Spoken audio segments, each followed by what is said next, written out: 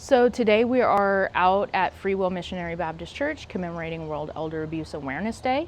World Elder Abuse Awareness Day takes place on June 15th every single year. And we're gathered here today with some of our community partners like the District Attorney's Office, the Attorney General's Office, the Alabama Securities Commission, the U.S. Attorney, here to commemorate the day, talk about elder abuse, fraud, and scams, the importance of awareness. We're going to do a balloon release and a bubble release just to commemorate the victims of elder abuse and those silent victims that maybe aren't acknowledged so much. And it's just a way to get the community together and bring more awareness to elder abuse.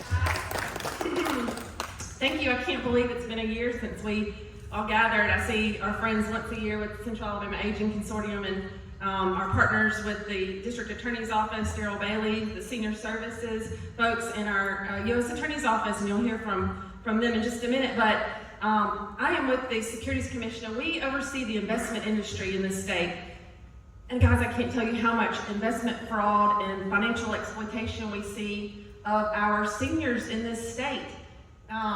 We receive reports from all over the state of Alabama from financial institutions, and if they suspect that one of their senior clients is being taken advantage of, they send us reports. I want to share with y'all the number of reports that we have received since that law that required the reporting was passed in 2016. Because I think it's important for you guys to understand that every year we meet, for an hour to celebrate,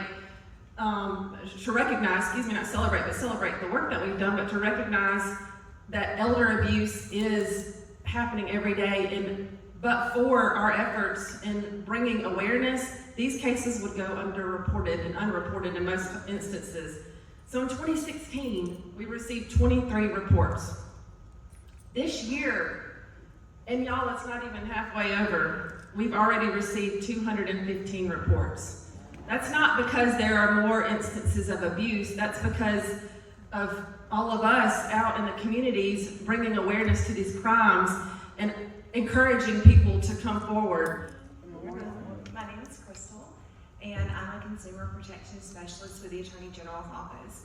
And our unit specifically works with consumers who have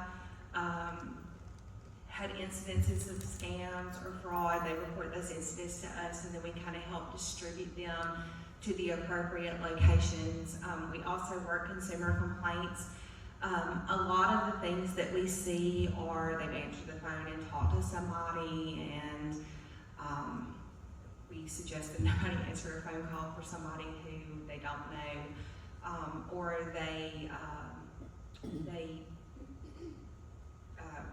get something in the mail and they think it's legitimate and it's not, or they think that it's the IRS or some government agency that's kind of trying to contact them.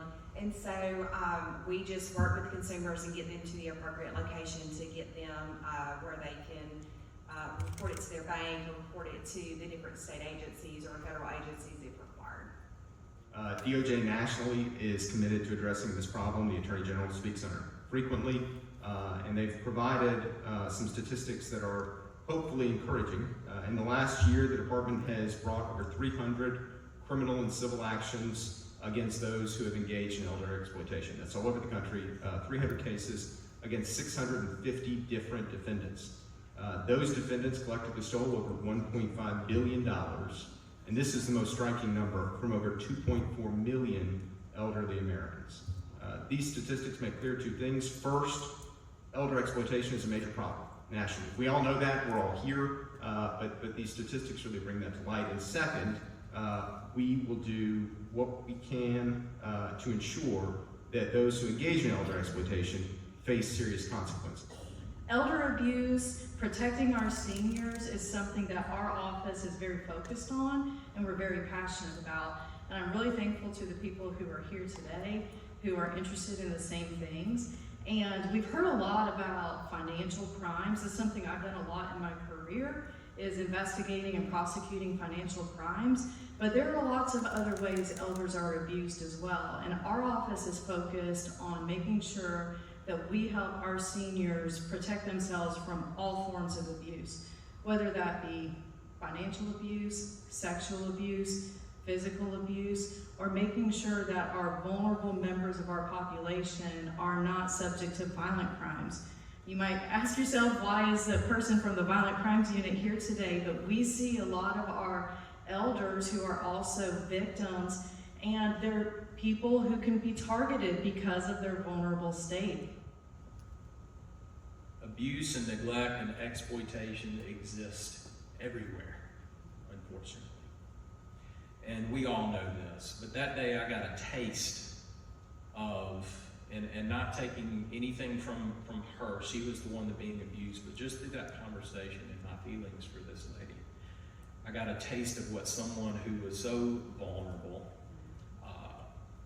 who was just a sweet older lady trying to live, trying to be as independent with dignity as she possibly could.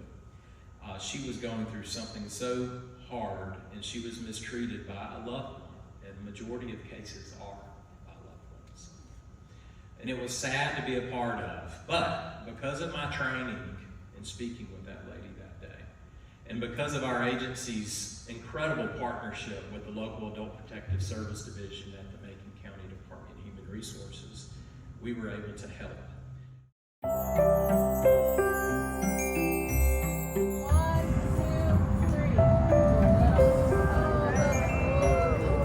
And before someone gets mad at me, they are violating